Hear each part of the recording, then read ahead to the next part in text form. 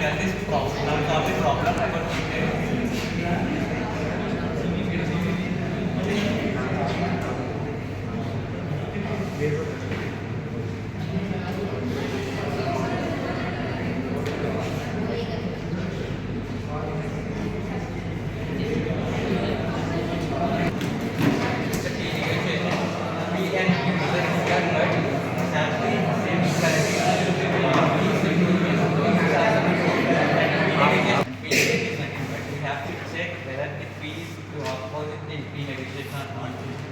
is the true, so P negotiations are false, and also P is true, P negotiation is coming to the false, and also P is false, P negotiation is true, and P is false, and P negotiation is true.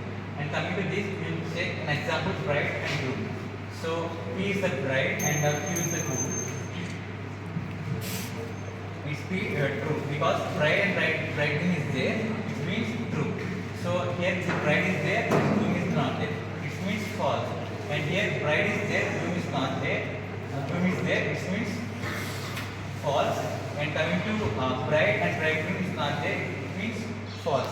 And coming to this end means either the answer is right or not. We will take an example whether the answer evaluate checks whether question is wrong or answer is correct. So coming to this, question is correct, answer is correct, it becomes true. And coming to here, question is correct, answer is false, it becomes false. And coming to here, question is false and answer is true. Either the evaluate gives the answer, which means true. Here, question is false and answer is also false, which means complete